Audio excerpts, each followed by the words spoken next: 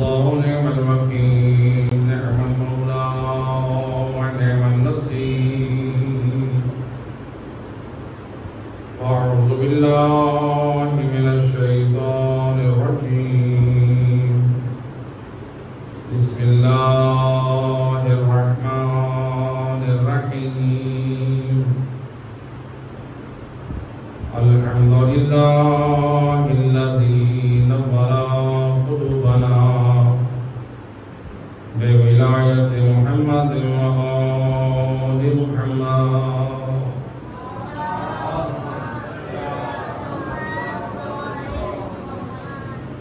الصلاة والسلام على أشرف الأنبياء والمرسلين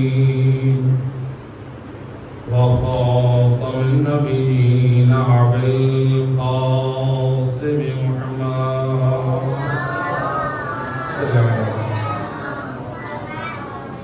وأهل بيته الطيبين الطاهرين المعصومين المظلومين المنتجبين الذين أذهب الله عنهم الرجس وطهرهم تطهيرا.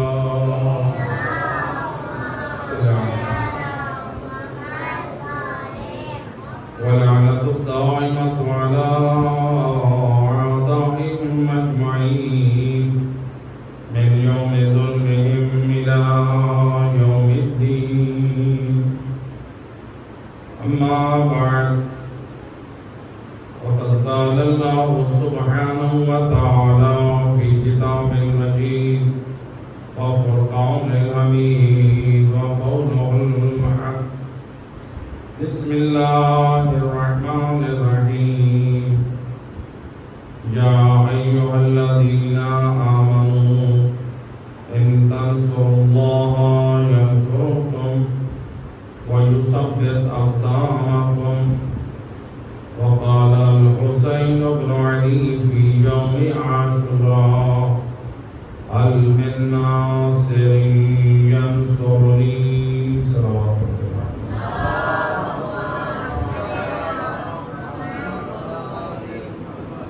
ارباب اعزا قرآن مجید فرقان حمید کی جسائے مجیدہ کو اور امام مظلوم کے یوم عاشوراء زبان سے نکلے ہوئے جملے کو موضوع قرار دیا تھا، جو ہمارا موضوع تھا نصرت خدا اور نصرت امام حسین علیہ السلام.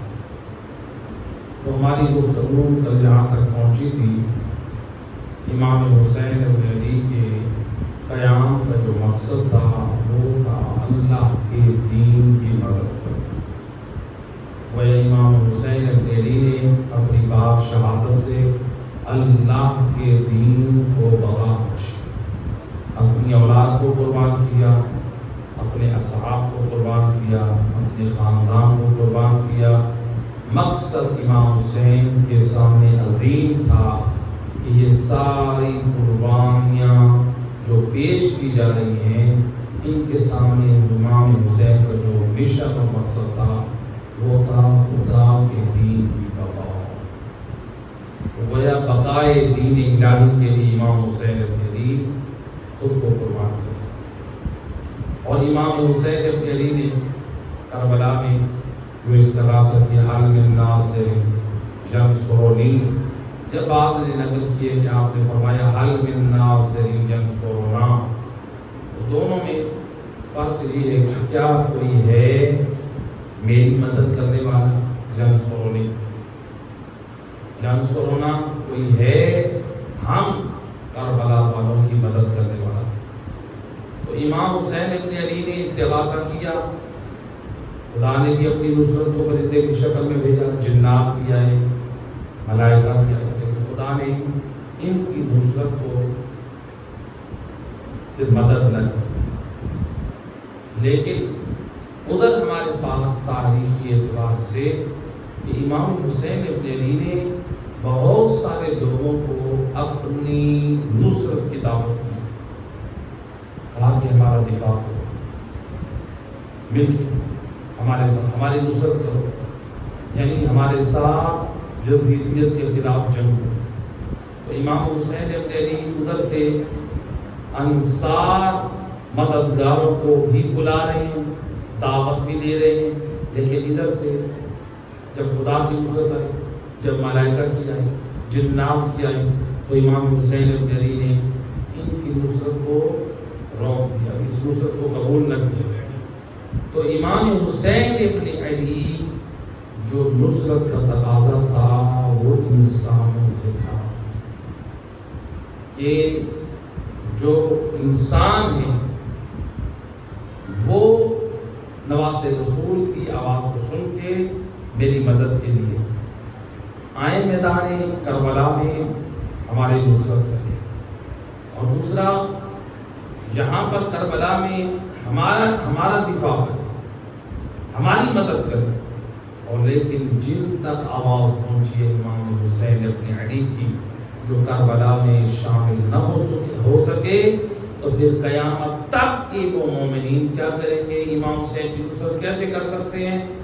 جس مقصد کے لیے امام حسین ابن علی نے قیام کیا تھا، اسی مقصد کو کربلا کے بعد جو مومنین زندہ کریں گے، گویا وہ امام حسین ابن علی کی نصرت ہے۔ تو امام حسین ابن علی کی نصرت۔ اب امام حسین ابن علی کے قیام کا جو مقصد تھا، امام نے اپنی زبان عصمت سے کیا بیان کیا؟ ہم تو کہہ دیتے ہیں امام حسین ابن علی نے جو قیام کیا کس مقصد کے لیے تھا۔ مختلف لوگ کہتے ہیں کہ امام حسین ابن علی کی شہادت کا مقصد فلاں تھا، امام حسین ابن علی کی شہادت کا مقصد فلاں تھا۔ ہر ایک اپنی زبان سے مقصد امام حسین ابن علی کو بیان کرتا ہے، لیکن آئیں ذرا پوچھتے ہیں امام حسین ابن علی سے کہ مولا آپ بتائیں آپ کی شہادت کا مقصد کیا تھا؟ ایک صلوات پڑھے محمد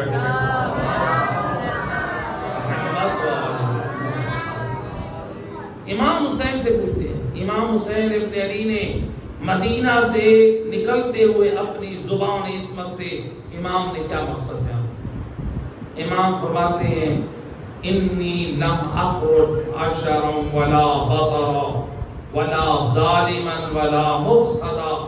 امام فرماتے ہیں او دنیا والو سن لو زہرا کے لاؤ، حسین ابن علی کی زبان سے مجھ حسین کے قیام کا مقصد خود خواہی کے لیے نہیں ہے، تخت و تاج کے لیے حسین نہیں نکل رہا، حسین کو کسی کرسی کی لالچ نہیں ہے، حسین ابن علی کے قیام کا مقصد کوئی سیاسی نہیں ہے، بلکہ کیا ہے؟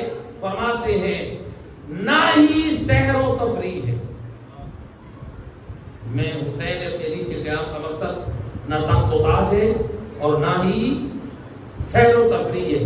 ایسا نہیں ہے کہ میں ٹائم پاس کرنے کے لیے، سحر و تفریح کرنے کے لیے مدینے سے نکلا ہوں کہ پہلے میں مدینے سے مکہ جاؤں اور پھر وہاں سے گھومتے پھرتے میں جو ہے وہ کوفہ جاؤں گا۔ نہیں، میرے قیام کا مقصد نہ خودخواہی ہے اور نہ سحر و تفریح، ولا ظالما ولا مفسدا۔ اور مجھ حسین ابن علی کے قیام کا جو مقصد ہے، نہ دنیا میں ظلم کرنا ہے نہ فساد پھیلانا۔ تو آپ نے ان چار چیزوں کی نفی کر دی کہ لوگ جو قیام کرتے ہیں ان کے قیام کے پیچھے جو کوئی چیز ہوتی ہے، لوگ دنیاوی مفاد کو سامنے رکھتے ہیں۔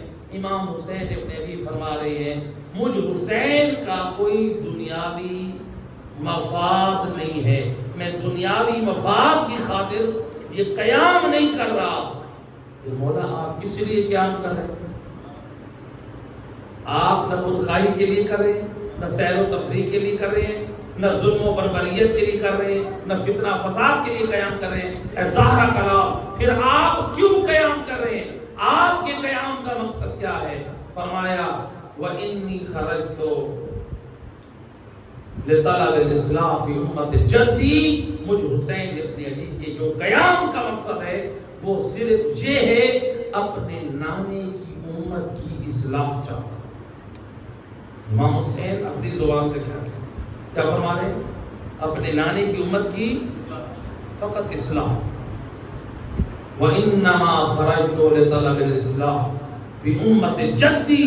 مجھ حسین ابن علی کے خروج کا مقصد جو میں مدینہ چھوڑ رہا ہوں، میں یہ جو قیام کر رہا ہوں، میرے اس قیام کا جو عظیم مقصد ہے وہ اپنے نانے کی امت کی اصلاح ہے. وَأُرِيدُ أَنْ أَأْمُرَ بِالْمَعْرُوفِ وَأَنْهَى عَنِ الْمُنْكَرِ. اور میں اپنے نانے کی امت کی جو اصلاح کرنے کے لیے نکل رہا ہوں، اس میں نے 2 کام کرنے ہیں. ایک، میں نے نیکی کو عام کرنا ہے. دوسرا، میں نے معاشرے سے برائی کا خاتمہ کرنا. امام حسین ابن علی اپنی زبان اس پر سے کہ میرے خروج اور قیام کا مقصد کیا ہے؟ امر بالمعروف اور نہی عن المنکر. امر بالمعروف نیکی کی ہدایت سے، امر بالمعروف نہی عن المنکر برائی سے روکنا. گویا امام حسین ابن علی بتا رہے ہیں اگر کوئی خود کو حسین کہلواتا ہے تو پھر آؤ حسین کی زبانی فکر حسینی سن لو. جو اپنی زندگی کا ہدف اور مقصد یہ بنا لے معاشرے میں نیکی اور ہدایت کو عام کرے اور معاشرے میں برائی اور غلطیوں کو دور کرے، لوگوں کی اصلاح کرے. امام حسین ابن علی فرماتے ہیں یہ شخص مجھ حسین ابن علی کے راستے میں. صلوات پڑھ دے محمد.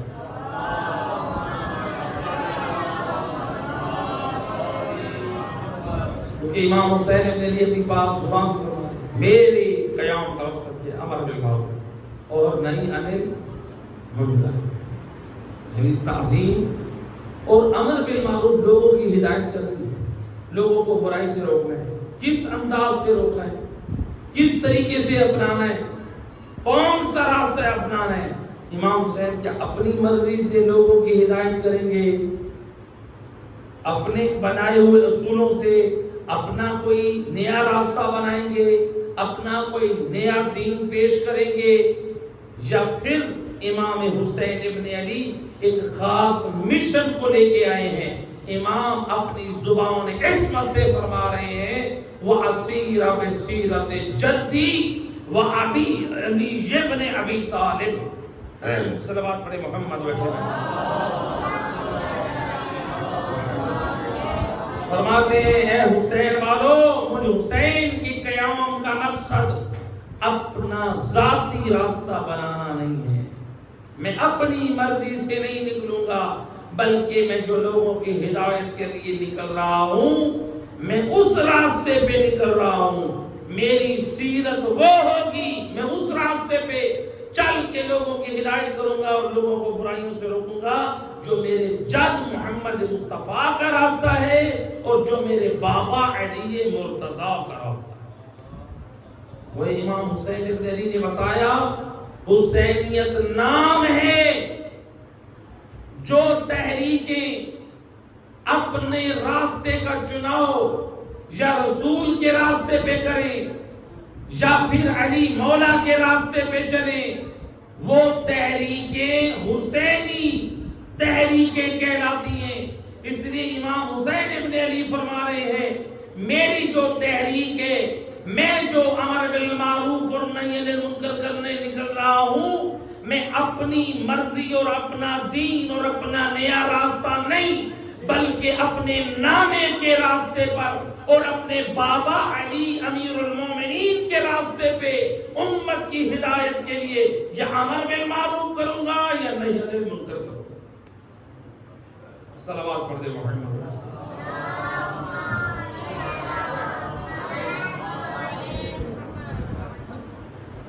بارے دیگر بابوں سے بلند صلوات صلی علی محمد. لہذا امام علیہ السلام اپنی زبان عصمت سے کیا سمجھا؟ امر بالمعروف اور نہی عن المنکر کا جو مقصد ہے وہ کیا تھا؟ راستہ کون سا ہے؟ امام بتا میں نے امر بالمعروف کرنا ہے، میں نے نہی عن المنکر کرنا ہے. راستہ کون سا اپنانا ہے؟ یا نبی کا راستہ یا مولا علی کا راستہ. تو اس راستے پہ گویا امام حسین ابن علی بھی اپنے عزاداروں کو، اپنے حبداروں کو یہ پیغام دے رہے ہیں، کبھی بھی تم حسین ابن علی کے نام کی تحریک بناؤ، یاد رکھو تحریک حسینی کی بنیاد اس بات پہ ہونی چاہیے کہ تمہارا راستہ تمہاری زندگی میں، تمہارے نظم و امور میں ان سب چیزوں کو سامنے رکھو جو رسول اللہ کا راستہ تھا، جو امیر المومنین کا راستہ تھا. لہذا امام نے اپنی قیام کا مقصد امر بالمعروف اور نہی عن المنکر رکھا. لہذا ہم اگر اپنی مجالس کو، اپنی محافل کو امر بالمعروف اور نہی عن المنکر کا وسیلہ قرار دیں تو یہ ہماری مجالس اعضاء فقط یہ گریہ اور یقیناً امام حسین ابن علی کی فرش اعضاء پر گریہ کرنا باعث اجر و ثواب ہے، ان کی مظلومیت بیان کرنا باعث اجر و ثواب ہے. تو یہ فرش اعضاء فقط مظلومیت کا پرچار نہ ہوگا، بلکہ اس فرش اعضاء پر جب تعلیمات آل محمد بیان ہوں گی تو مقصد حسین ابن علی کا بھی احیاء ہو جائے گا اور مظلومیت امام حسین ابن علی کا بھی پرچار ہو جائے گا. لہذا عزاداروں کی عزاداری میں ان چیزوں کا خیال ہونا چاہیے. ایسا نہ ہو کہ ہماری عزاداری میں ایسی رسومات آ جائیں، ہماری عزاداری میں ایسے کام آ جائیں کہ جس سے ہم عزاداری سید الشہداء ثواب حاصل کرنے کی بجائے ہم عزاداری امام حسین کی توہین کرنے کی. ہم عزاداری، ہم بڑے عزادار ہیں یا ائمہ اہل بیت. کربلا میں امام حسین کے بعد بڑے جو عزادار تھے وہ کون تھے؟ امام زین العابدین، بی بی زینب عالیہ، امام محمد باقر. انہوں نے، ان ہستیوں نے کربلا کے بعد مدینے میں عزاداری قائم کی. یقیناً کس طرح کی؟ ان کے بعد امام محمد باقر نے بھی عزاداری قائم کی. امام صادق کے زمانے میں بھی عزاداری قائم ہوئی. امام موسیٰ کاظم علیہ السلام کے زمانے میں بھی. ہر امام اپنے زمانے میں امام مظلوم کی مظلومیت کا پرچار کرتا تھا اور کربلا والوں کے مقصد کو یاد کرتا تھا، ان کو بیان کرتا تھا. تو اگر ہم اپنی عزاداری کا معیار وہ بنائیں جو ہمیں ائمہ اہل بیت سے ملا ہے، خدا گواہ ہے پھر ہمارے اس فرش عزا پہ صرف اپنے نہیں غیر بھی آئیں گے جو دین خدا کی حقیقی معرفت لے کر جائیں. اگر ہماری مجالس عزا کا ماحول ایسا بن جائے کہ دنیا والے آئیں ہمارے فرش عزا پر یا قرآن کی تعلیمات لے کر جائیں، یا وارثان قرآن کی تعلیمات لے کر جائیں، لیکن اگر ہمارے فرش عزا، ہماری عزاداری میں ایسی چیزیں داخل ہو جائیں جس سے مذہب تشیع کیا اسلام کا مذاق بن جائے، اب ایمان سے بتائیں پھر کیا ہماری اس عزاداری میں مسلمان شریک ہوں؟ اس لیے رہبر معظم آیت اللہ خامنہئی نے کتنا عظیم جملہ کہا ہے. فرماتے ہیں اے عزاداران حسین ابن علی، اپنی عزاداری کو ایسا نہ بنانا کہ کوئی آنے والا حر تیری مجلس رک جائے. کیا مطلب؟ جس طرح حضرت حر لشکر جزید میں گناہگار تھے لیکن امام حسین ابن علی کی طرف آئے، راستہ بند نہ تھا بلکہ راستہ کھلا تھا. تو کہا اپنی محفلوں اور مجلسوں کو ایسا نہ بنانا کہ کوئی حر آنا چاہتا ہو، آپ کی محفل میں آ کے کوئی حر بننا چاہتا ہو، آ کر حسین کے ذکر کے وسیلے سے وہ توبہ کر کے حسین کی سفینہ نجات کا سوار بننا چاہتا ہو، لیکن تمہاری محفل اور فرش عزا کا ماحول ایسا ہو کہ آنے والا حر کے لیے وہ راستہ بند ہو جائے. ایسا اور معذرت کے ساتھ آپ دیکھ رہے ہیں سوشل میڈیا پہ جو لوگ فیس بک میسنجر کی استعمال کر رہے ہیں، روز کتنی ایسی چیزیں آ رہی ہیں. یہ میری بھی شرعی ذمہ داری ہے اور آپ مومنین کی بھی شرعی ذمہ داری ہے. دیکھیں ایسے ایسے واقعات دیکھنے پر دیکھنے پڑ رہے ہیں کہ جس میں شرم سے ہمارا سر چھوٹ جاتا ہے۔ آج فیس بک بھری ہوئی ہر طرف حضرت قاسم کی سیج اور حضرت قاسم کی شادی، اور ایک گانے کو جو طوطیوں اور نگاروں میں ایک گانا جو ہے گانا وہ اس میں گا رہے ہیں، اور کچھ افراد جو ہیں وہ رقص بھی ساتھ کر رہے ہیں، اپنے بازو کو اور ہاتھ کو حرکت دے رہے ہیں۔ یہ محرم الحرام میں حضرت قاسم کی سیج کو اٹھایا ہوا ہے، ان کا سیرہ اٹھایا ہوا ہے، ان کی مہندی اٹھائی ہوئی ہے۔ اپنی ایمان سے بچائیں، اس قسم کے کام کر کے رسومات کو نکال کے اس طرح کی پھر ویڈیوز آپ جو انٹرنیٹ پہ بھی ڈال رہے ہیں، اپنی ایمان سے بتائیں۔ یہ مذہب آل محمد کی آپ مظلومیت کا پرچار کر رہے ہیں، یہ آل محمد کی مذہب کی بدنامی کا سبب ہے۔ بنو امیہ نے کم ظلم کیا تھا اہل بیت پر، اور ہم نے شروع کر دیا۔ ایسی عجیب عجیب روزانہ خرافات آ رہی ہیں۔ کبھی جو ہے وہ ایک شخص وہ گھوڑے کے بچے میں اذان دے رہا ہے، کچھ دن پہلے اس کی ویڈیو وائرل ہوئی، ایک شخص ایک جو ہے وہ گھوڑے کے سامنے، یعنی 10 محرم کو جسے شبیہ ذوالجناح بنایا جاتا ہے، اس کے سامنے وہ سجدہ کر رہا ہے اور اس کی ویڈیو وائرل ہو رہی ہے۔ پھر اسی طرح سے وہ سواری کو سجا کر وہ اس کو امام بارگاہ میں لایا گیا اور کیک کاٹا گیا جشن کا، اس کی سالگرہ منائی گئی۔ پھر اسی طرح محرم میں ایک اور ابھی واقعہ وہ بھی آج پیش آیا ہے کہ امام بارگاہ میں مثلا شبیہ ذوالجناح کو لایا گیا اور پھر اس کو ممبر کے قریب وہاں پر لایا گیا۔ وہ ہر چیز دیکھیں، بہت ساری چیزیں ہوتی ہیں۔ عزاداری امام حسین ابن علی کا کوئی مخالف نہیں، امام حسین ابن علی کی مظلومیت کا پرچار کریں، یہ ہماری نجات کا ذریعہ ہے، ہماری بخشش کا وسیلہ ہے۔ اور جو عزاداری سید الشہداء سے منع کرتا ہے، میں سمجھتا ہوں اس کا اسلام سے تعلق نہیں، وہ ناسبیت رکھتا ہے، نہ وہ نواز رسول سے بغض و عناد رکھتا ہے، کہ جسے دنیا والوں کی مظلومیت پہ آنسو بہانا پسند ہے، اور نواز رسول حسین ابن علی جس نے اللہ کے دین کی بقا کے لیے سب کچھ قربان کیا، اس کی مظلومیت پہ آنسو بہانا پسند نہیں ہے۔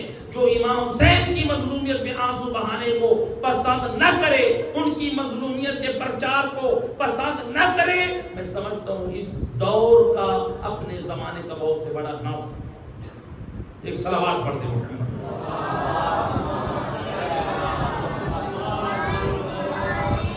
بارے دیگر باواں کے بلند صلوات۔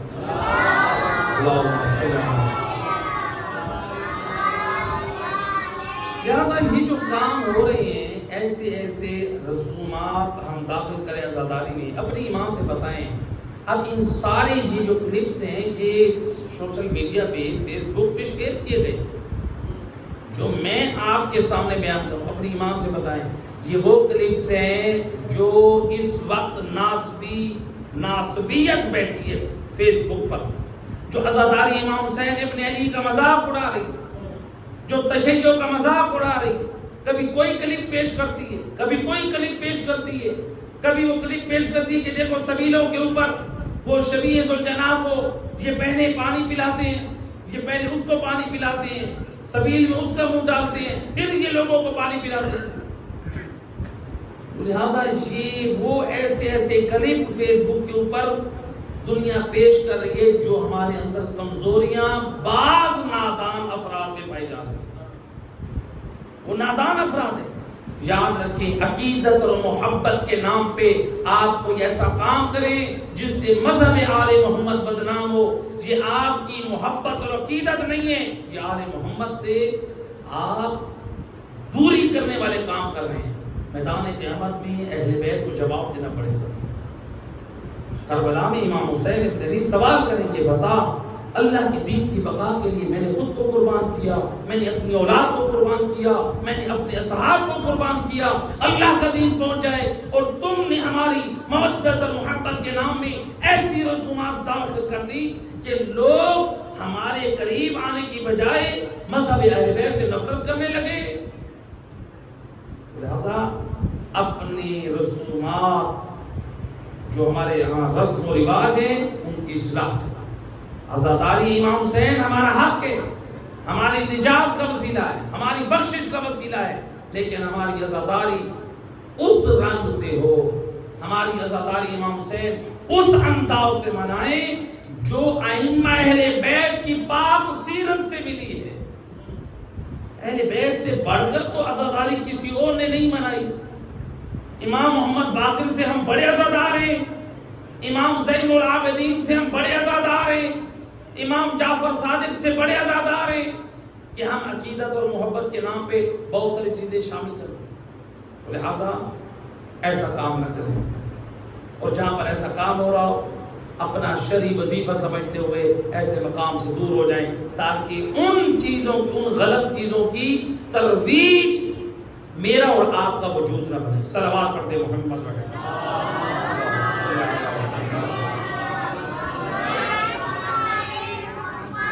ہمارے دیگر باواز بلند صلوات.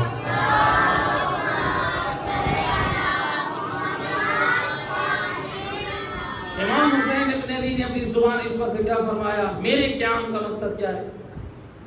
امر بالمعروف اور نہی عن المنکر. مدینے سے نکل کے اور امام نے یہ بھی بتایا کہ جو میں امر بالمعروف اور نہی عن المنکر کروں گا اپنی مرضی سے نہیں، اپنے نانے اور اپنے بابے کے راستے پہ. امر بالمعروف اور نہی عن المنکر. تو امام حسین ابن علی نے جو قیام کیا کس کے خلاف کیا؟ یزیدیت کے خلاف. یزید کے خلاف کیا نہیں کیا؟ اس وقت جو تھا یزید مدینے میں جب امام کے سامنے ولید بن عقبہ کے دربار میں جب بیعت پیش کی گئی کہ یزید کی بیعت کریں، تو امام حسین ابن علی نے یزید کی بیعت کو ٹھکرانے سے پہلے کیا فرمایا؟ زبان عصمت سے فرمایا یزید رجل فاسق. یزید ایک فاسق مرد ہے. حالانکہ ابن زیاد نے جو مسجد کوفہ میں خطبہ دیا تھا وہ یزید کو با کردار کہہ رہا تھا. امام حسین ابن علی مسجد نبوی میں امام حسین ابن علی خود یزید کے نمائندے کے دربار میں امام کیا کہہ رہے ہیں؟ یزید راجل فاسق. یزید تو بد کردار ہے. فاسق کہتے ہیں جو حدود شریعت سے باہر نکل جائے. یعنی یزید ایسا بد کردار ہے کہ جو ایک عمل اسلامی کو بھی انجام نہیں دیتا. ایسا راجل فاسق فاسق ہے.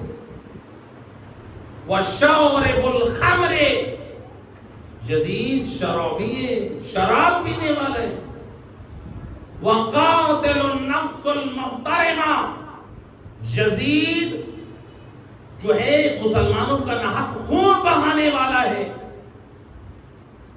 وَالْمُعْلِنُ بِالْفِسْقِ اور یزید تو ایسا بدبخت ہے جو علناً فسق و فجور کرتا ہے.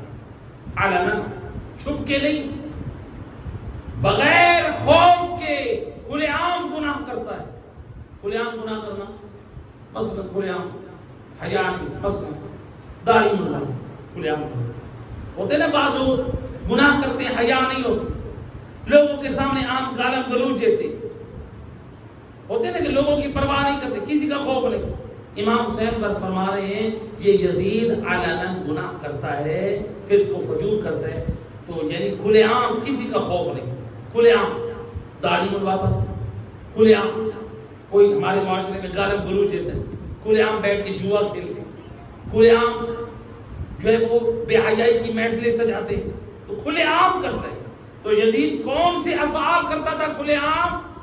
تاریخ گواہ ہے یزید جو تھا وہ شراب کھلے عام شراب پیتا تھا. امام حسین نے بھی ذکر کیا کھلے عام شراب پیتا تھا. کھلے عام منبر پہ بیٹھتا تھا تو شطرنج کھیلتا تھا، جیسا کہ امام زین العابدین علیہ السلام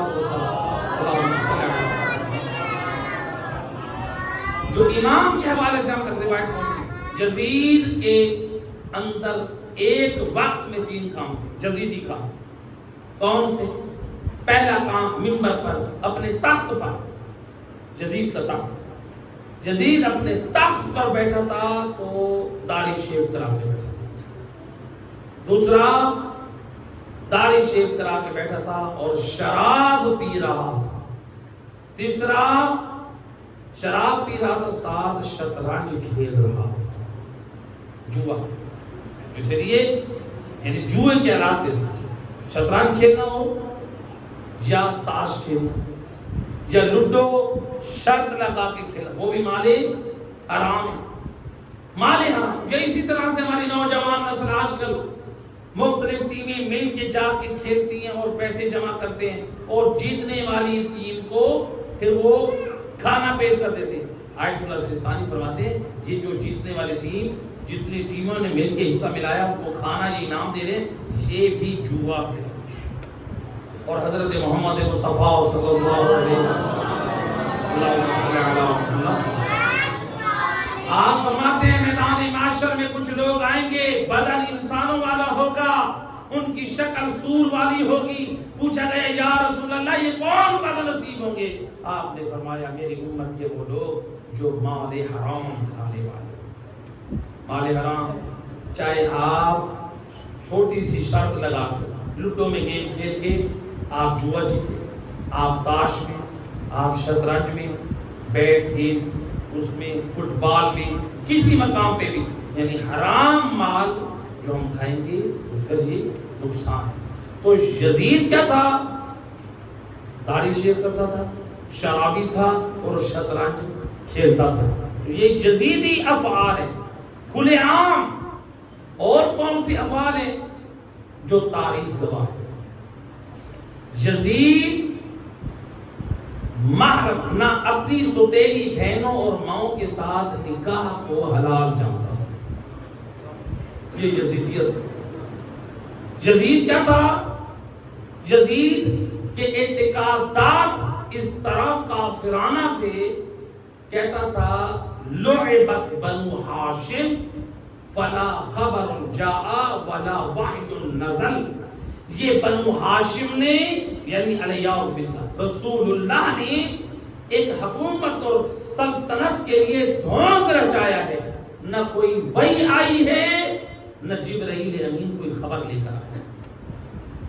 یہ اس طرح مذاق اڑاتا تھا یزید. اس کے اشعار گواہ ہیں اور علماء اہل سنت نے نقل کیا یزید ملعون اپنے بندر کو ایک چولا پہنا کر پھر اس کے سر پہ دستار باندھ کے اپنے تخت پہ بٹھا کے الیاذ باللہ اشارہ کرتا تھا رسول اللہ کی. نبی پاک کی توہین کرتا تھا، خدا کی توہین کرتا تھا. جب اس کے باپ نے کہا کہ تو شراب دن کو نہ پیا کر، لوگوں کی نگاہ میں تیری قدر ختم ہو جائے گی، تو اپنے باپ کو جواب میں کہتا ہے میں دین مصطفیٰ پہ نہیں پیتا، میں دین عیسیٰ پہ پی لیتا ہوں. حالانکہ دین عیسیٰ پہ، حضرت عیسیٰ کے دین پہ بھی شراب پینا کیا تھا؟ حرام ہے.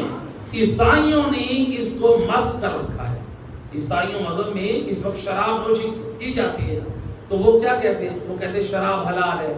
مذہب عیسائیت شراب حرام ہے. تو وہ مسخ شدہ عیسائیوں کے مسخ یعنی اس کو فالو کرنا. کہتے ہیں کہ میں اس کے دین پہ پی لیتا ہوں، عیسیٰ کے دین. حالانکہ حضرت عیسیٰ کے دین میں بھی شراب حرام ہے. اور نماز کا مذاق اڑانا کہ جب اس کے دربار میں مؤذن نے اذان دی، امام زین العابدین دربار میں کھڑے ہیں، علی کی بیٹیاں بھی قیدی کھڑی ہیں، مؤذن نے اذان دی. اس ملعون نے یہ جملہ کہا اور اپنے تخت سے نیچے اترا، لا حاجت لی فی الصلاۃ، مجھے نماز کی ضرورت نہیں. یہ کس نے کہا؟ یزید ملعون نے کہا.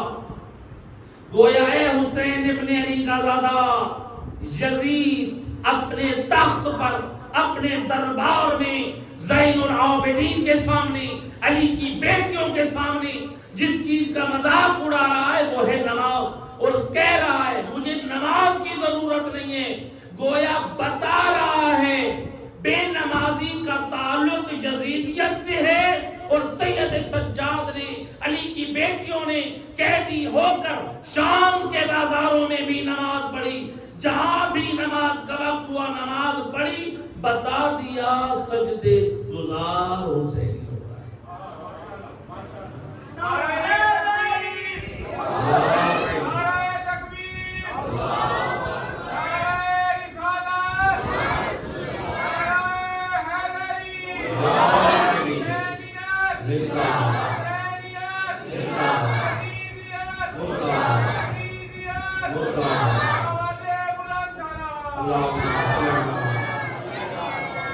تھوڑا آگے آ جائے تاکہ پیچھے آنے والے مومنین کو جگہ مل جائے۔ ایک صلوات پڑھتے آگے آگے۔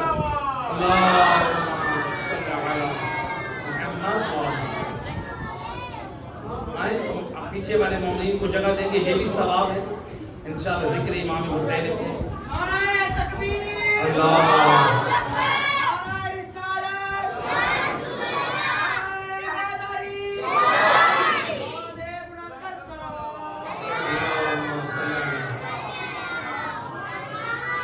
تو امام حسین ابن علی یزیدیت کا تعارف کیا کرا ہے؟ یزید راجل فاسق، فاسق بے دین ہے۔ فاسق کہتے ہیں جو دین کی حدود سے باہر نکلا ہو، اور شارب الخمر، شرابی ہے، اور وقاتل النفس المحترمہ، اور ناحق خون بہاتا ہے مسلمانوں کا، اور فرمایا والمعلن بالفسق، علناً گناہ کرتا ہے، نہ خدا کا خوف ہے، نہ نبی کا خوف ہے، نہ لوگوں کا خوف ہے، علناً گناہ کرتا ہے۔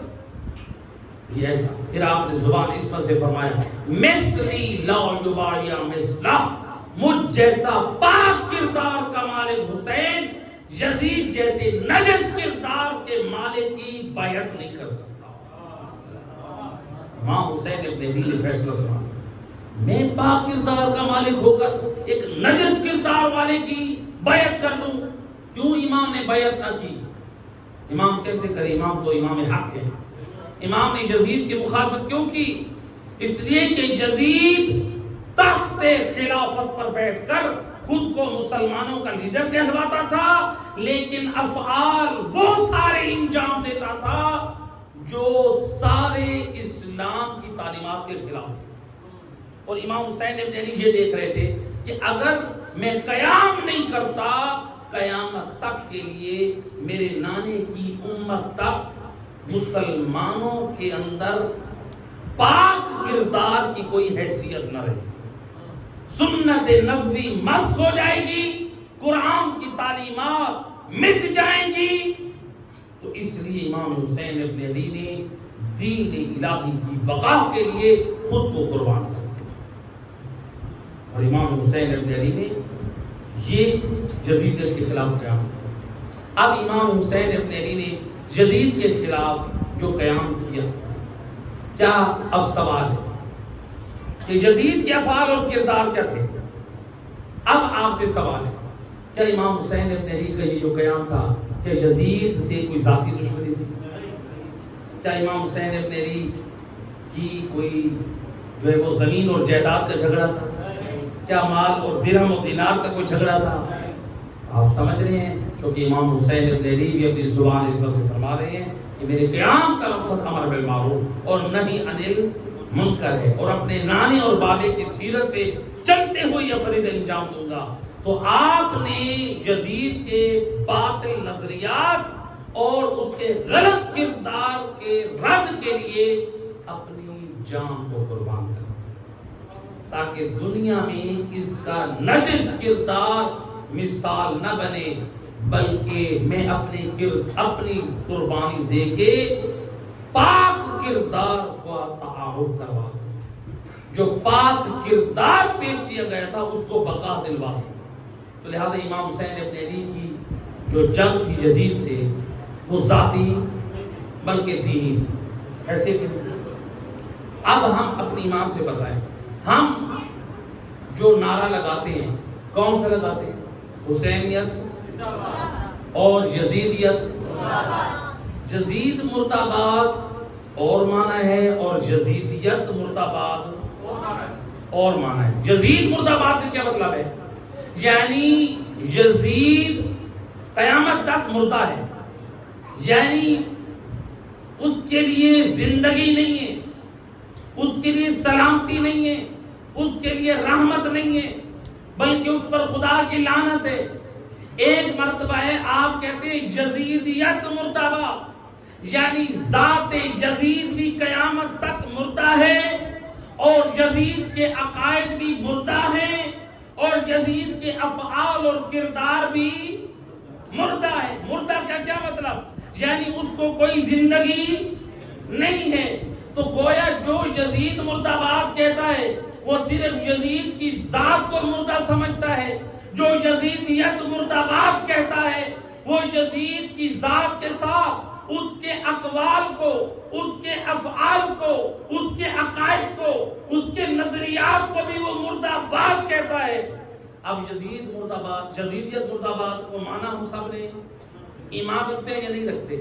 ہم کہتے ہیں یزیدیت کیا ہے؟ مردہ آباد ہے۔ اپنی امام سے بتائیں، امام حسین ابن علی کی جنگ یزید سے تھی کہ نہ تھی؟ امام نے جو یزید کا تعارف کرایا، مثلی لا یبایع مثلا، مجھ جیسا اس کی بیعت نہیں کر رہا، تو امام نے جو بتائی چیزیں ان میں کیا تھا؟ یزید علناً فسق و فجور کرتا تھا۔ صلوات پڑھے محمد و اہل بیت کی ذات پر، اللہم صلی علی۔ بارہ دیگر بآواز بلند صلوات۔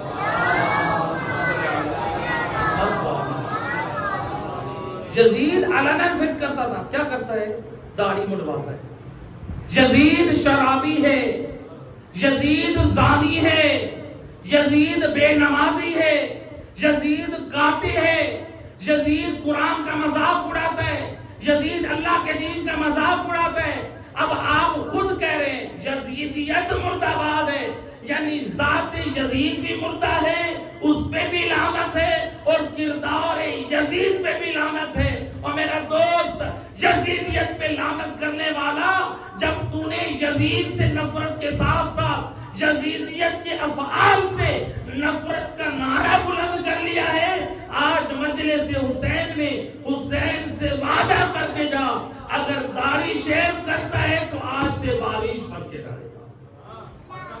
اگر بے نمازی تھا تو آج سے نمازی بن کے جائے گا۔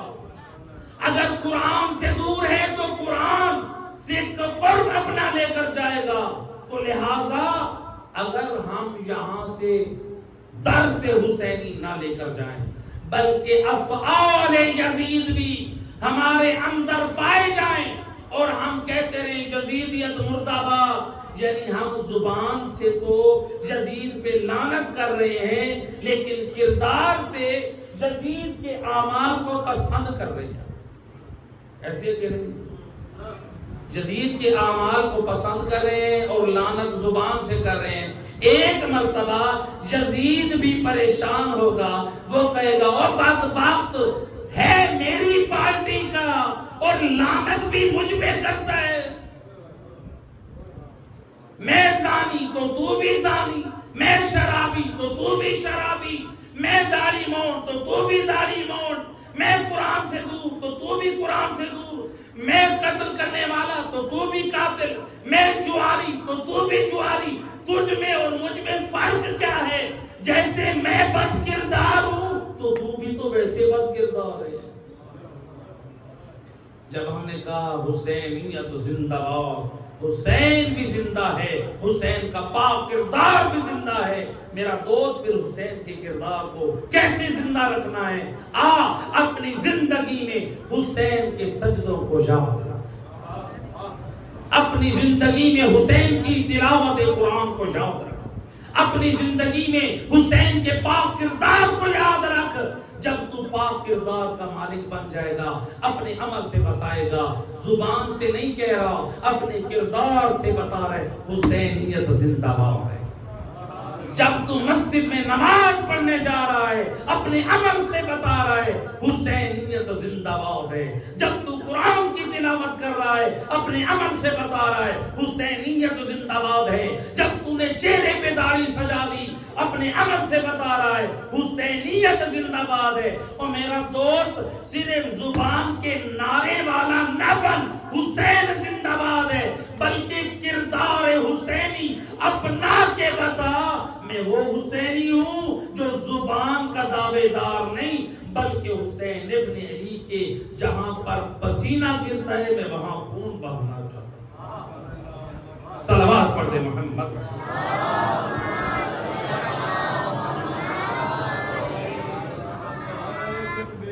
اللہ یا رسول اللہ یا علی زندہ باد زندہ باد مردہ باد مردہ باد.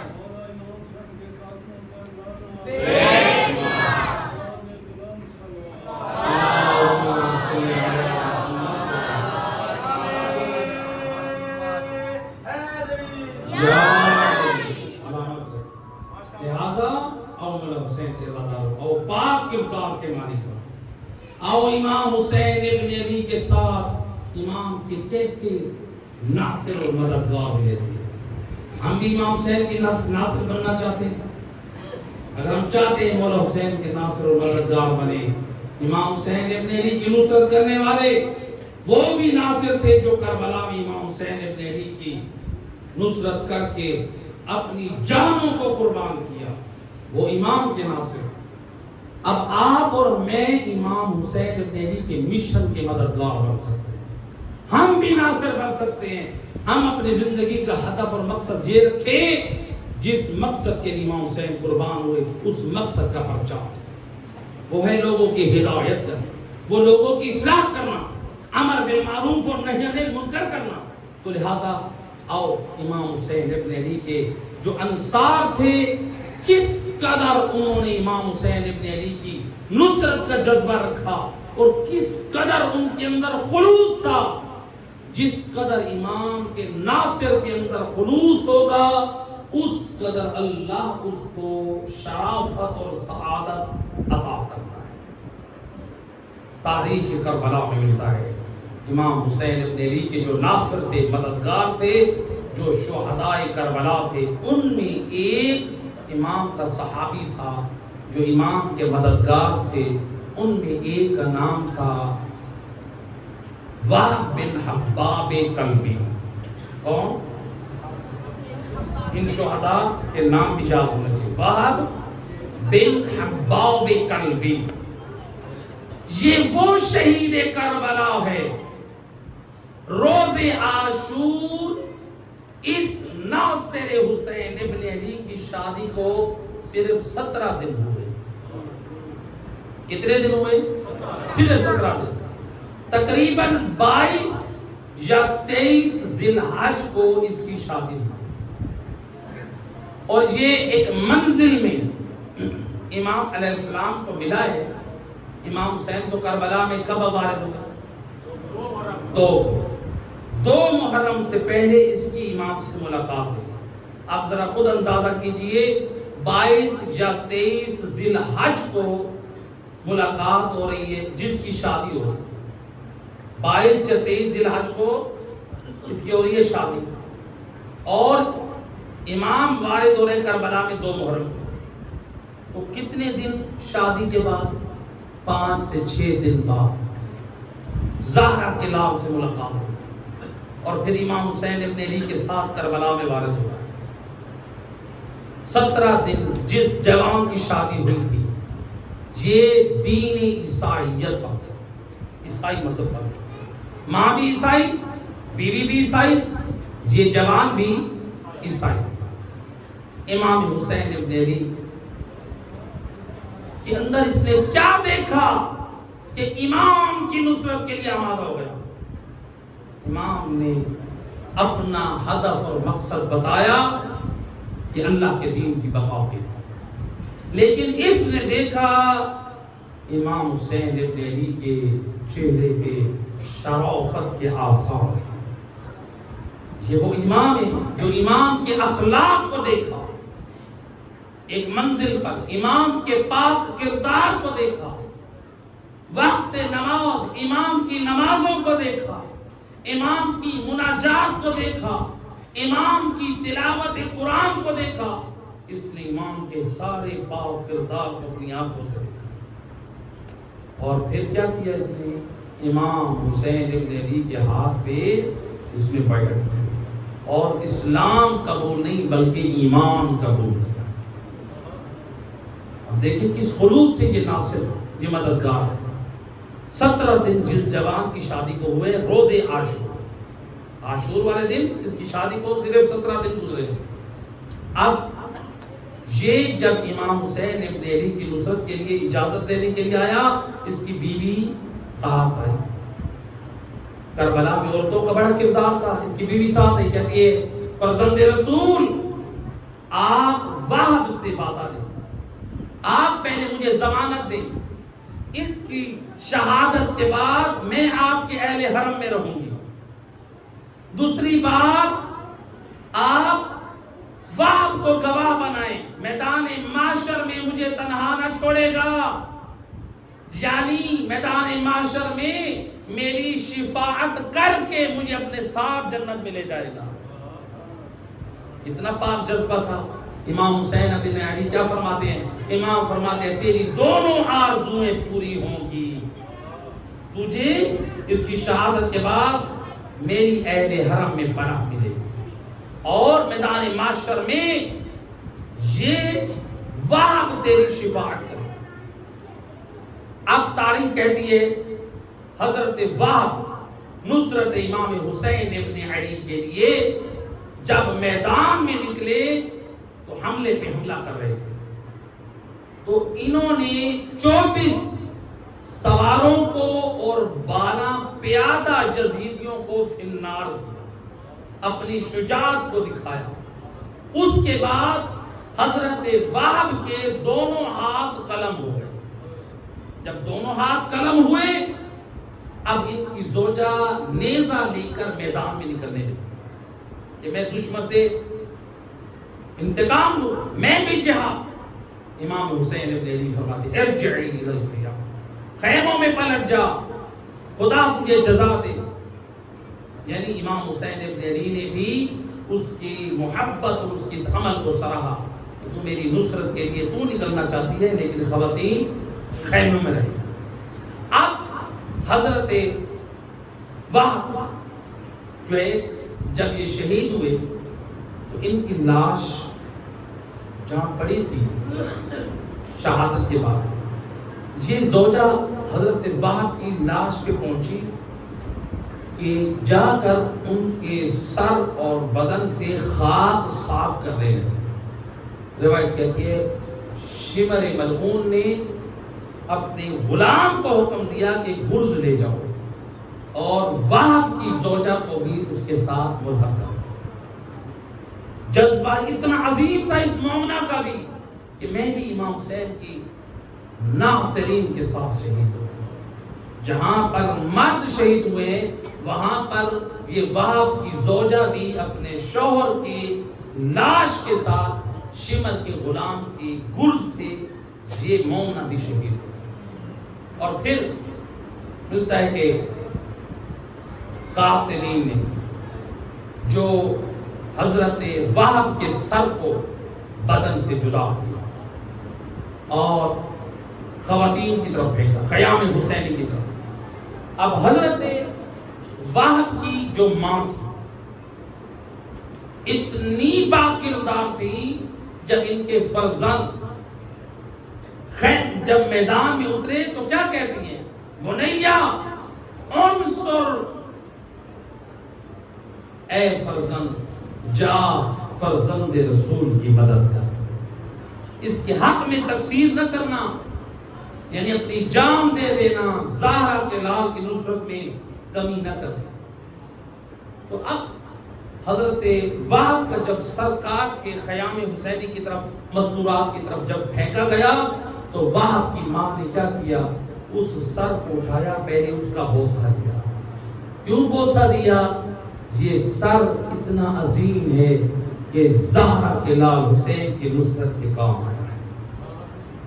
یہ ماں کا جذبہ ہے، روئی نہیں ہے، بلکہ بوسہ دے کر خدا کا شکر ادا کرے، یہ زہرا کے لال حسین کی نصرت کے کام آیا یہ میرے لال کا سر۔ اور پھر اس سر کو لشکر جزید میں پھینکا۔ علماء مورخین نقل کرتے ہیں یہ سر اتفاق سے اس شخص کو لگا جو حضرت وہب کا قاتل تھا، اور اس سر میں اللہ نے اتنی طاقت عطا کر دی کہ وہ سر جب ماں نے پھینکا اس کے قاتل کو لگا تو وہ قاتل اس سر کے لگنے سے وہیں پہ وہ ہلاک ہو گئے۔ اور وہب کی ماں کا یہ ایمان اور عقیدہ کیا تھا؟ جو سر میں نے خدا کی راہ میں نصرت حسین ابن علی میں دے دیا ہے، اب اس سر کو میں واپس نہیں لیتی۔ یہ ہے کربلا کی ماں کا کردار، جو اولادوں کو نصرت حسین ابن علی کے لیے قربان کر رہی ہیں۔ اور میری ماں بہنوں، ہم مولا حسین کی کتنی مدد کر رہے ہیں۔ امام حسین ابن علی کی نصرت چاہتے ہو تو پھر دیکھو اپنی اولادوں کو با کردار بنا، حسینیت کا پیغام دو، حسینیت کو عام کرو۔ امام حسین ابن علی کا اخلاق ہو ہمارے اندر ان کی پاک سیرت ہو، ان کا پاک کردار ہو، ہماری اولادوں میں، ہمارے جوانوں میں، ہماری نسلوں میں اعزازدار امام حسین ابن علی۔ میرا جوان حضرت علی اکبر کی اذان کو یاد کرتا ہے، حضرت علی اکبر کی جوانی کو پسند کرتا ہے، حضرت عباس علمدار کے علم کو پسند کرتا ہے، اور عباس علمدار کے علم کی یاد میں اپنے گھروں میں علم نصب کرتا ہے۔ تجھے حضرت عباس علمدار کا یہ علم پیغام دے رہا ہے، میں نے تو کربلا میں اپنے وقت کے امام کے ساتھ وفا کی ہے، تو بھی حسین سے اگر وفا کرنا چاہتا ہے تو اپنی خواہشات کو قربان کر دے، آجا حسین ابن علی کے راستے۔ حضرت عباس چاہتے تھے کہ میں جنگ کروں، لیکن امام حسین نے کیا کہا؟ جاؤ ذرا پہلے بچوں کے لیے پانی دو۔ امام حضرت عباس نے اپنی خواہش کو حسین کے قربان۔ حضرت علی اکبر، حضرت علی اکبر کی جوانی کو یاد رکھنے والے، حضرت علی اکبر نے کیا کیا؟ اللہ کے دین کی بقا کے لیے خود کو قربان کر دیا، اپنے بابا کی نصرت کے لیے۔ 18 سال جس کا سن ہو یا 19 سال جس کا سن ہو، حضرت علی اکبر کیا ان کا دل نہیں کرتا ابھی میں جیوں، میں زندگی کے مزے لوں؟ کہ حضرت علی اکبر کی خواہشات نہیں؟ حضرت علی اکبر جوانوں کو کیا پیغام دے رہے ہیں؟ دیکھو امام وقت کے سامنے اپنی خواہشات کو قربان کرو گے، یہی مقصد زندگی علی اکبر ہے۔ لہذا حسین ابن علی کی خواہش یہ ہے کہ حسین کے زادار، حسین کے عزادار، حسین کے حقدار با کردار بن جائیں۔ صلوات پڑھو۔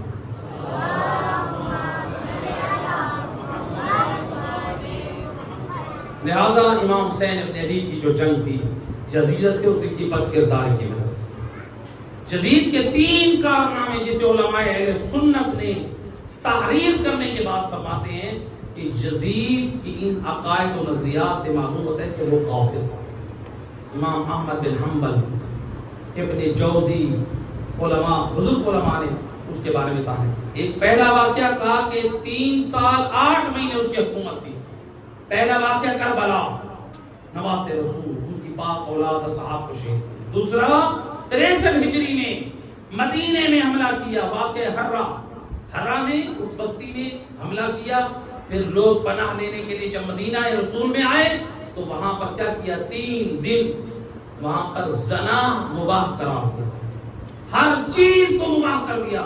3 دن تک یہ یزیدی لشکر زنا عام کرتے رہے، جس میں بعض علماء نے، مورخین نے لکھا ہے 300، بعض نے نقل کیا 1000 باقرہ جوان لڑکیوں کی عزت کو داغ داغ کیا گیا، جس کے نتیجے میں سینکڑوں زنا زادے پیدا ہوئے۔ اس یزید کے اس کارنامے میں مسجد نبوی میں گھوڑے باندھے گئے، خچر باندھے گئے، ان کے بول و براز قبر رسول تک آ جاتا تھا، رسول اللہ کی قبر کی توہین ہوتی رہی، مسجد نبوی کی توہین ہوتی رہی، اور جس میں 10,000 مسلمان کا قتل ہوا، جن میں 700 حافظان قرآن تھے اور 80 اصحاب رسول تھے۔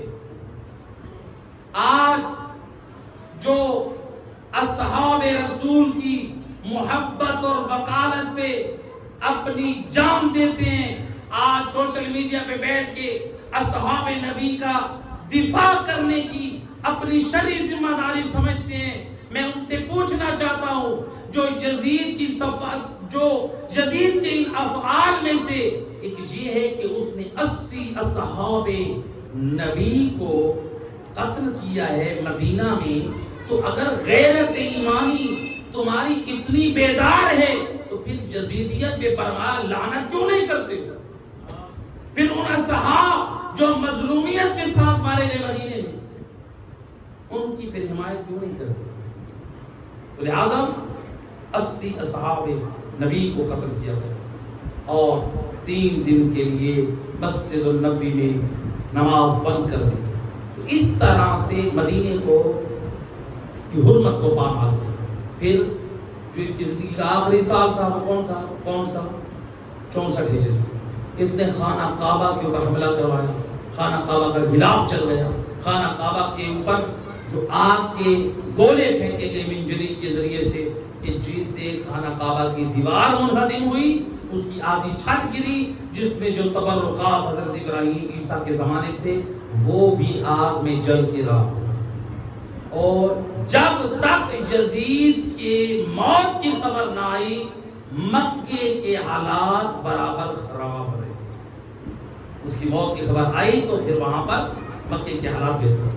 یہ تھی یزید کے زمانے کے افعال۔ آج لوگ یزیدیت کی وکالت کر رہے ہیں اور یزیدیت کا دفاع کر رہے ہیں، جبکہ علماء اہل سنت نے بڑی امانت سے اس کے حالات کو بیان کیا اور اپنی نسل اور اپنے جوانوں کو یزیدیت کا صحیح تعارف کروائیں۔ اس کے افعال صرف ذات یزید سے نفرت نہیں ہونی چاہیے، بلکہ یزید کے اقوال سے، اس کے افعال سے، اس کے کردار سے، اس کے نظریات سے، اس کی جو عقائد ہیں ان سے بھی نفرت ہونی چاہیے۔ جب نفرت ہے تو پھر ہمارے درمیان جو افکار وہ حسینی فکر ہو، عقائد اپنی مرضی کے نہ ہو، حسین ابن علی کے ہو، سیرت کردار اپنی مرضی کا نہ ہو، حسین ابن علی کا پاک کردار ہو۔ اور اس حسین ابن علی نے اللہ کے دین کی بقا کے لیے بڑی قربانیاں دی ہیں، اور ان قربانیوں میں ایک بڑی قربانی ہے حسین ابن علی کی پاک راہ۔ اجرکم علی اللہ زادہ، اجرکم علی اللہ۔ اے کربلا والے کتنے مظلوم ہیں۔ روایت کہتی ہے جب 11 محرم کا دن آیا، آل محمد کا یہ لٹا ہوا قافلہ کیسے روانہ ہونے لگا، ارباب مقاتل نقل کرتے ہیں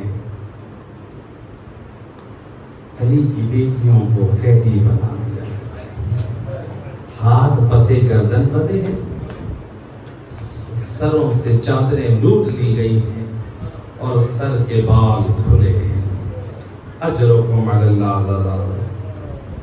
کھلے بال علی کی بیٹیاں بے ردا، بے محمل اور بغیر محملوں کے علی کی بیٹیوں کو سوال کرایا۔ کیسے کیا گیا؟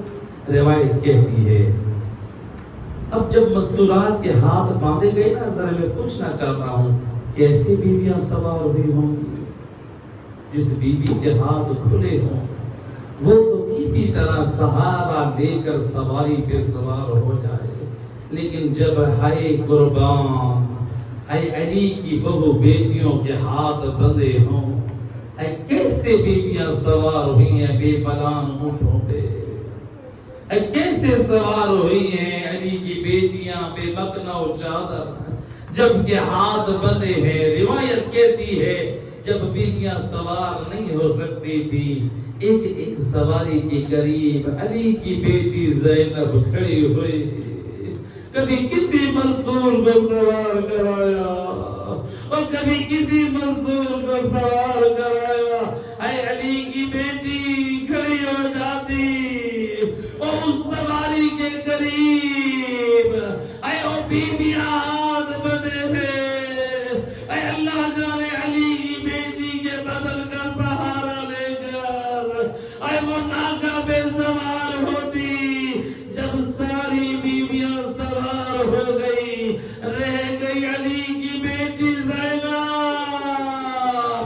اور سر پہ ردا نہیں ہے اور سر کے بال کھلے ہیں ہاتھ پسے گردن بنے ہیں اور کیسے سوار ہو اجرکم اللہ دارو روایت کہتی ہے جب یہ پریشانی دیکھی بیمار کربلا امام زین العابدین نے ایک مرتبہ اور زمین کربلا پہ بیٹھا امام اور خود کو گھسیٹنا شروع کیا اور خود کو اس ناکہ کے قریب لائے اور جس ناکہ پہ علی کی بیٹی نے سوار ہونا ہے سنو گے عزادارو اے روایت کا جملہ اور میرے چوتھے امام نے ایک مرتبہ کہا یا عماتی اے پھپھی جان اپنا قدم میرے اس کاندھے پہ رکھ کے سوار ہو جائے اجرکم اللہ زادارو اے علی کی بیٹی اور وقت کا امام کہہ رہا ہے علی کی بیٹی نے قدم اٹھایا یا جناب امام زین العابدین کے کاندھے پہ رکھا اور میرا بیمار امام نہ سنبھل سکا یا زمین کربلا کی طرف جھکے ہے دوسری مرتبہ کوشش کی ہے دوسری مرتبہ بھی ہے کامیاب نہ ہو سکے تو پھر تیسری مرتبہ سنبھالنا چاہا پھپھی اماں قدم رکھ کے سوار ہو جائے اجرکم اللہ زادارو یہ منظر شمر ملعون دیکھ رہا ہے اور جس کے ہاتھ میں تازیانہ اور سید الساجدین کے نازک بدن میں مارنے لگا علی کی بیٹی نے خود کو گرا دیا اور ظالم وہ علی کی بیٹی زندہ ہے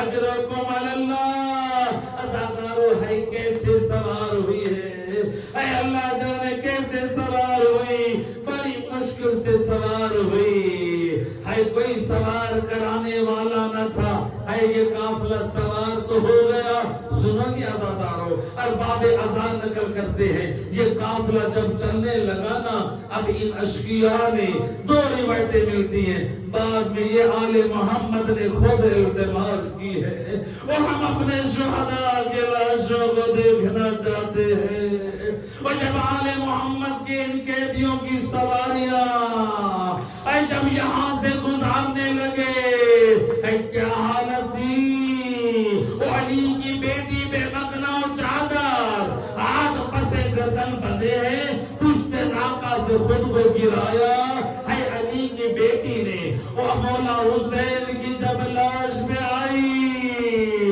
اور زینب کبریٰ نے کیا مصائب پڑے وا محمد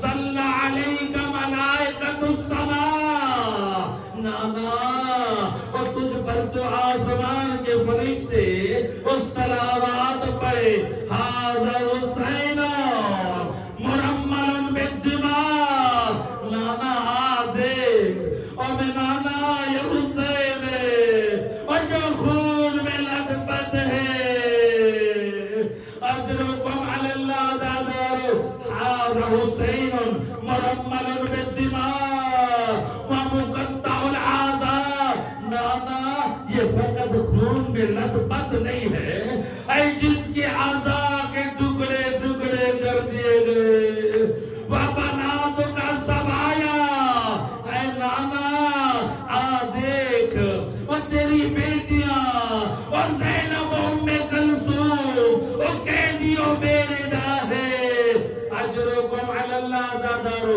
سنو گے روایت کہتی ہے بی بی نے ایک اور مرثیہ پڑھا تاجر باب اذان نکل کرتے ہیں بی بی فرماتی ہے حاضر حسین مرملا بالدماء یہ حسین ہے، اور جس کا لاشا خون میں لت پت ہے، مجروزور الرأس بالکفات، نانا یہ حسین کا لاشا ہے، اور جس کے سر کو اس کے دھر سے جدا کر دیا گیا، مسلوب العمامت والردا، اور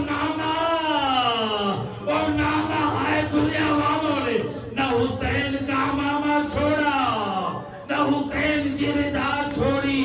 اجرکم علی اللہ آزادارو، ہے یہ گریہ زینب عالیہ کر رہی ہے، روایت میں نے تو نہیں پڑھی، علی کی بیٹی کے ہاتھ کھلے ہو، اے میری اے علی کی قیدن بیٹی۔ روایت مقتل یہ کہتی ہے، اے مقتل میں آنے سے پہلے علی کی بیٹی کے ہاتھ پسے گردن بدے تھے اور میں قربان۔ روایت کہتی ہے جب علی کی بیٹی آئی نا آقا حسین کے لاشے پہ، کیا کہتی ہے؟ ہائے ہاتھ بندھے ہوئے ہیں، ہائے حسین بندھے ہوئے ہاتھوں کو ہائے حسین کے لاشے کے نیچے دیا، اور بندھے ہاتھوں سے حسین کے لاشے کو اٹھانا چاہا، یار کندھے کے کہتی ہے اللہم تقبل منا ھذا القربان، اور میرا اللہ وہ ہمارے محمد سے اے حسین کا یہ پامال لاشا، یہ قربانی قبول فرما۔ اللہ لعنت اللہ علی القوم